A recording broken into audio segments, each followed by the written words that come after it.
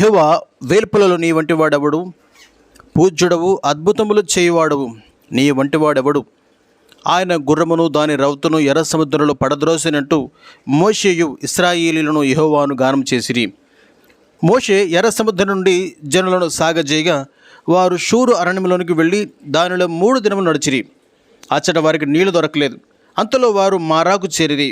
మారా నీళ్లు చేదైనవు గనుక వారు ఆ నీళ్లు త్రాగలేక మోషే మీద సణగగా అతడు యెహోవాకు మొరపెట్టాను. అంతటా యెహోవా మోషేకు ఒక చెట్టును చూపించాను. అది ఆ నీళ్ళలో వేసిన తర్వాత ఆ నీళ్లు మధురంలాయను. అక్కడ దేవుడు వారికి కట్టడను విధిని నిర్ణయించి వారిని పరీక్షించను. తర్వాత వారు ఏలిమికి వచ్చిరి. ఇశ్రాయేలీయుల సమాజమంతయు ఏలిమి నుండి సీను అరణ్యమునకు వచ్చిరి. అక్కడ ఇశ్రాయేలీయులు ఆకలి చేత ఐగుప్తులో వారు తినిన మాంసం విషయమై మోషే అహరోనుల మీద సణగిరి. ఆ సణుగులను యెహోవా వినెను. అప్పుడు మోషే అహరోనులు యెహోవా సెలవిచ్చిన ప్రకారం ఇశ్రాయేలీయులందరితో, యెహోవా మీద మీరు సణిగిన సణుగులను ఆయన వినుచున్నాడు. ఉదయమున మీరు యెహోవా మహిమ చూచెదరు, మేము ఏ పాటి వారమనను. మరియు మోషే, మీరు తినటకు సాయంకాలమున మాంసమును ఉదయమున చాలినంత ఆహారమును యెహోవా మీకీగా మీరు ఆయన మీద సణిగిన సణుగులను ఆయనే వినుచుండగా మేము ఏ పాటి వారము? మీరు సణుగుట యెహోవా మీదనే గాని మా మీద కాదనను. దేవుడు సెలవిచ్చిన రీతిగా సాయంకాలమున పూరేడులు వచ్చి వారి పరిపాలమును కప్పాను. ఉదయమున దేవుడు వారికి మన్నాను కురిపించాను. అయితే ఆ మన్నా 6 దినములు మాత్రమే దొరుకును. 7వ దినాన విశ్రాంతి దినమని మోషే ద్వారా దేవుడు ఇశ్రాయేలులకు సెలవిచ్చాను. యెహోవా మోషేతో, నీవు ఒక గిన్నెలో మన్నాను ఒక ఓమేరు తీసుకుని యెహోవా సన్నిధిలో ఉంచమనెను. తర్వాత ఇశ్రాయేలీయుల సర్వ సమాజము యెహోవా మాట చొప్పున సీను అరణ్యము నుండి ప్రయాణమైపోయి రెఫీదీములు దిగిరి. ప్రజలు తమకు త్రాగుటకు నీళ్లు లేనందున మోషేతో వాదించిరి. మోషే యెహోవాతో, ఈ ప్రజలను నేను ఏమి చేయదను? కొంతసేపటికి నన్ను రాళ్లతో కొట్టి చంపుతునెను.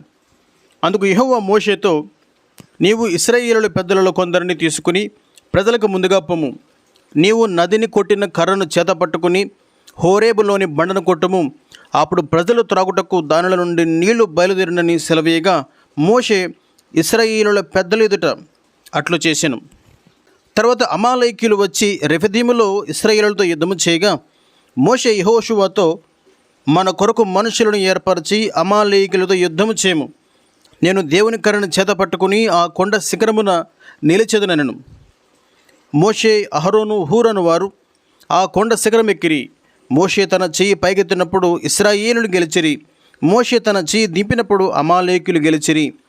మోషే చేతిలో బరవకగా వారు ఒక రాయి తీసుకుని వచ్చి అతడు దాని మీద కూర్చుంటుకే దాన్ని వేసిరి. అహరోను, హూరులు ఒకడు ఈ ప్రక్కను ఒకడు ఆ ప్రక్కను అతని చేతులు ఆదుకొనగా మోషే చేతులు సూర్యుడస్తమించే వరకు నిలకడగా ఉండెను.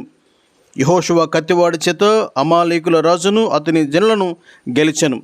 తర్వాత మోషే ఒక బలిపీఠమును కట్టి దానికి యెహోవా నిసి అని పేరు పెట్టి, అమాలేకులు తమ చేతిని యెహోవా సింహాసనానికి విరోధముగా ఎత్తిరి కనుక యెహోవాకు అమాలేకులతో తరములకు యుద్ధమనెను. దేవుడు మోషేకును ఇశ్రాయేలుకును చేసినదంతయు, యెహోవా ఇశ్రాయేలును ఐగుప్తుల నుండి వెలుపలకు రప్పించిన సంగతియు మోషే మామయ్యన ఇత్రో వినినప్పుడు తన ఎద్దుకు పంపబడిన మోషే భార్యను మరియు మోషే యొక్క 2 పిల్లలను తోడుకుని అరణ్యములో దేవుని పర్వతం దగ్గర దిగిన మోషే ఎద్దుకు వచ్చాను. మోషే తన మామను ఎదుర్కొనబోయి వందనం చేసి అతన్ని ముద్దు పెట్టుకునేను. వారు ఒకరి క్షమనొకరు తెలుసుకుని గుడారంలోనికి రాగా మోషే అంతవరకు జరిగిన విషయాలను తన మామకు వివరించి చెప్పాను. మరునాడు మోషే ప్రజలకు న్యాయం తీర్చుటకు కూర్చుండగా ఉదయం మొదలుకొని సాయంత్రం వరకు ప్రజలు మోషే యొద్ద నిలిచి ఉండిరి. మోషే ప్రజలకు చేసినది అంతయు ఇత్రో చూసి మోషేతో, న్యాయం తీర్చుటకు నీతో పాటు సామర్థ్యము, దైవభక్తి, సత్యాశక్తి కలిగి లంచగొండలు కాని మనుషులను ఏర్పరచుకుని 1000 మందికి ఒకనిగాను, 100 మందికి ఒకనిగాను, 50 మందికి ఒకనిగాను, 10 మందికి ఒకనిగాను న్యాయాధిపతులను నియమించమని చెప్పగా మోషే అలాగూ చేశాను. తర్వాత మోషే తన మామను పంపివేయగా అతడు తన స్వదేశమునకు వెళ్ళెను. ఇశ్రాయేలీయులు రెఫీదీము నుండి సీనాయి అరణ్యమునకు వచ్చి అందు దిగిరి. దేవుడు మోషే ద్వారా ఇశ్రాయేలుతో ఒక నిబంధన చేశాను. ఆ నిబంధనను బట్టి దేవుని పరిశుద్ధ జనముగా ఇశ్రాయేలు అంగీకరింపబడెను. ఈ విషయంలో మోషే దేవునికిని ప్రజలకును మధ్యవర్తిత్వం వహించెను.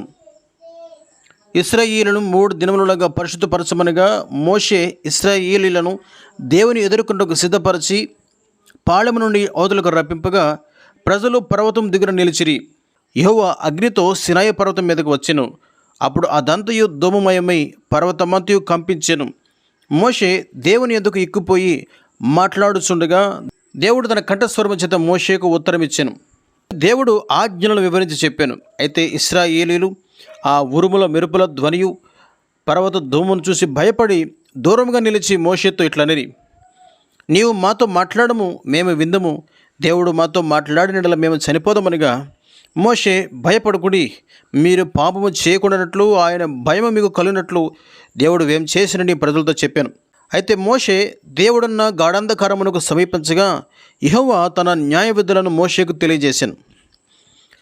మోషే వచ్చి యెహోవా మాటలన్నింటినీ విధులన్నింటినీ ప్రజలతో వివరించి చెప్పాను. అందుకు ప్రజలు అంగీకరించుతిరి. మరియు మోషే యెహోవా మాటలన్నింటినీ వ్రాసి ఉదయమందు లేచి ఆ కొండ దిగువను ఒక బలిపీఠమును కట్టించి యవనస్తుల చేత ఆ బలిని అర్పింపజేసెను. మోషే నిబంధన గ్రంథమును తీసుకుని ప్రజలకు వినిపింపగా వారు యెహోవా చెప్పినదంతయు చే విధేయులమనిరి. అప్పుడు మోషే బలి పశువు రక్తం తీసుకుని ప్రజల మీద ప్రోక్షించి, ఇదిగో ఈ సంగతులన్నిటి విషయమై యెహోవా మీతో చేసిన నిబంధన రక్తం మీద నేను. ఆ తర్వాత మోషే, అహరోను, నాదాబు, అబీహు, ఇశ్రాయేలీయుల పెద్దలు 70 మంది ఎక్కిపోయి యెహోవా దేవుని చూచిరి. హాని చెందక తిరిగి వచ్చి అన్నపానములు పుచ్చుకునిరి. అప్పుడు యెహోవా మోషేతో, నీవు కొండ ఎక్కి నా యొద్దకు వచ్చి అచ్చట ఉండము. నేను వ్రాసిన ఆజ్ఞలను, ధర్మశాస్త్రమును, రాతి పలకలను ఎక్కించదనగా మోషేయు యెహోషువయు లేచిరి. మోషే దేవుని కొండ మీదకి ఎక్కెను. అయితే మోషే పెద్దలను హెచ్చరించి, హూరు, అహరోను మీతో ఉన్నారనెను. మోషే ఆ కొండ మీద రేయింబగళ్ళు 40 దినములుండెను. యెహోవా కొండ మీద మోషేతో ప్రత్యక్షపు గుడారపు నిర్మాణమును గూర్చియు అందు అవసరమైన సమస్తమైన ఉపకరణములు గూర్చియు యాజక సేవ కొరకై అహరోను కుమారులను ప్రత్యేకపరచుటను గూర్చియు దేవునికి అర్పించవలసిన ఇంపైన సువాసనల హోమమును గూర్చియు మరియు ప్రత్యక్ష గుడారపు పని కొరకు బెసలేలును అహోలీబాను పిలిచి వేరుపరచుటను గూర్చియు యెహోవా సినాయి కొండ మీద మోషేతో మాట్లాడుట చాలించిన తర్వాత దేవుడు తన శాసనము గల 2 పలకలను అనగా దేవుని వ్రేలుతో వ్రాయబడిన రాతి పలకలను మోషేకిచ్చెను. మోషే కొండ దిగకుండా తడువు చీట ప్రజలు చూచి అహరోను వద్దకు వచ్చి, మా ముందర నడుచుటకు ఒక దేవతను చేయము, మమ్మను ఐగుప్తు నుండి రప్పించిన ఆ మోషే ఏమాయనో మాకు తెలియదనిరి. అందుకు అహరోను ప్రజల బంగారముతో దూడను చేయగా ఇశ్రాయేలీయులు ఆ దూడకు మొక్కిరి. మరియు అహరోను బలిపీఠమును కట్టించి పండుగ చాటించగా ప్రజలు బలులు అర్పించి తిని తిరగ కూర్చుండి ఆరుటకు లేచిరి. కాగా యెహోవా జరిగిన సంభవాన్ని మోషేకు కొండపైన తెలియజేసి ఇశ్రాయేలీయులను కాల్చివేయ కోపపడగా మోషే యెహోవాను బతిమాలుకుని అబ్రహాము మొదలగు వారి సంతానముతో యెహోవా చేసిన నిబంధనను ఆయనకు జ్ఞాపకం చేయగా యెహోవా సంతాపపడెను.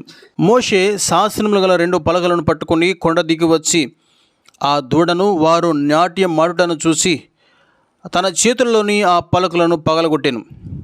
మరియు మోషే వారు చేసిన దూడను అగ్నితో కాల్చి పొడి చేసి నీళ్ళ మీద చల్లి ఇశ్రాయేలులకు తాగించెను. మరియు మోషే అహరోనుపై కోపపడెను. పాళెం యొక్క ద్వారం నిలబడి యెహోవా పక్షములు లేని వారిని చంపమని ఆజ్ఞాపించగా ఇశ్రాయేలులో ఆ దినాన ఇంచుమించు 3000 మంది కూలిరి.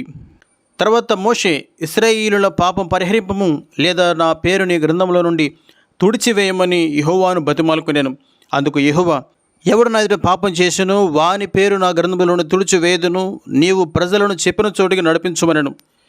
యెహోవా మోషేతో, మీరు కనాను దేశానికి లేచిపోండి, నేను మీకు ముందుగా నా దూతను పంపి అక్కడి అన్యజనులను వెళ్ళగొట్టుదును.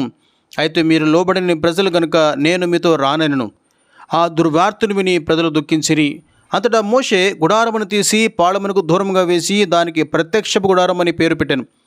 మోషే ఆ గుడారంలోనికి పోయినప్పుడు మేఘస్తంభము దిగి ఆ గుడారపు ద్వారము నిలువగా మనుషుడు తన స్నేహితుతో మాట్లాడినట్లు యెహోవా మోషేతో ముఖాముఖిగా మాట్లాడుచుండెను. మోషే యెహోవాతో, ప్రజలను తోడుకుని పోవుటకు నాతో ఎవరిని పంపెదవు అని అడుగగా అందుకు దేవుడు, నా సన్నిధి నీకు తోడుగా వచ్చును అనెను.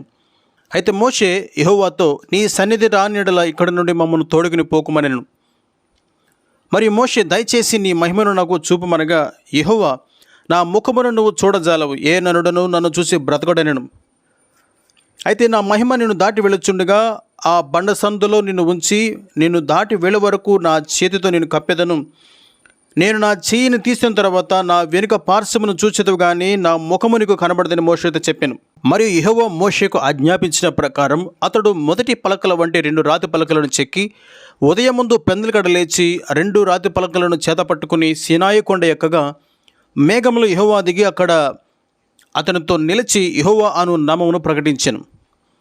అందుకు మోషే త్వరపడి నేల వరకు తల ఉంచుకుని నమస్కారం చేసి, ప్రభువా, దయచేసి నా ప్రభు మా మధ్య ఉండి మాతో కూడా రావాలనెను. అందుకు యెహోవా, భూమి మీద ఎక్కడైనను ఏ జనములోనైనను చేయబడని అద్భుతములు నీ ప్రజలందరి ఎదుట చేసేదను. నేను నీ ఎడల చేయబో కార్యము భయంకరమైనది అనెను. మరియు యెహోవా మోషేకు అనేక ఆజ్ఞలను సెలవిచ్చి వాటిని అనుసరించి నడుమని చెప్పాను. అలాగే ఈ వాక్యమును వ్రాసుకొనుము. ఏలనగా ఈ వాక్యమును బట్టి నేను నీతోనూ ఇశ్రాయేలులతోనూ నిబంధన చేసి ఉన్నాను. మోషే 40 రేయింబగళ్ళు యెహోవాతో కూడా ఉండెను. అతడు భోజనం చేయలేదు, నీళ్లు త్రాగలేదు. అంతలో 10 ఆజ్ఞలను యెహోవా ఆ పలకల మీద వ్రాసెను. మోషే ఆజ్ఞలు గల పలకలతో సీనాయి కొండ దిగుచుండగా దేవుడు మోషేతో మాట్లాడుచున్నప్పుడు అతని ముఖచర్మం ప్రకాశించిన సంగతి మోషేకు తెలిసి ఉండలేదు. అయితే ఇశ్రాయేలీయులు అందరూ మోషేను చూసినప్పుడు అతన్ని సమీపింప వెరచిరి. ఆ తర్వాత మోషే వారిని పిలువగా అహరోను సమాజ ప్రధానులందరూ అతని ఎదుగు తిరిగి వచ్చిరి. మరియు మోషే ఇశ్రాయేలీయుల సర్వ సమాజమును పోగజేసి కొండ మీద ప్రభు సెలవిచ్చిన విశ్రాంతి దినాచారముల గూర్చి యెహోవా సేవ నిమిత్తము ప్రత్యక్షపు గుడారం కోసం ఇశ్రాయేలీయులు అర్పించవలసిన కానుకలను గూర్చి మరియు ప్రత్యక్షపు గుడారపు పని కొరకు యెహోవా పిలిచిన బెసలేలు అహోలీబాను గూర్చి వివరించి చెప్పాను. దేవుడు సెలవిచ్చిన ప్రకారము బెసలేలు అహోలీబా ఇశ్రాయేలీయులు తెచ్చిన కానుకలను తీసుకుని ప్రత్యక్షపు గుడారమును అందలి సకల ఉపకరణములను చేసిరి. మరియు యాజకుల వస్త్రాలు, ఏఫోదు, పతకము మొదలగు దేవుని సేవ సంబంధమైన వాటన్నిటినీ యెహోవా మోషే ద్వారా ఆజ్ఞాపించినట్లు చేసిరి. అప్పుడు మోషే వారిని దీవించెను. దేవుని ఆజ్ఞ ప్రకారం మోషే ప్రత్యక్షపు గుడారము నిలవబెట్టించి యాజక సేవ కొరకు అహరోనును అతని కుమారులను ప్రతిష్ఠించెను. మరియు ప్రత్యక్షపు గుడారపు సేవ ఉపకరణములను పనిముట్లను సిద్ధం చేశాను. ఇలాగున మోషే మందిర పని సంపూర్తి చేశాను. అప్పుడు మేఘము ప్రత్యక్ష గుడారమును కమ్ముకొనగా యెహోవా తేజస్సుతో మందిరం నిండెను. యెహోవా తేజస్సుతో మందిరము నిండెను గనుక మోషే ప్రత్యక్ష గుడారంలోనికి వెళ్ళలేకుండెను.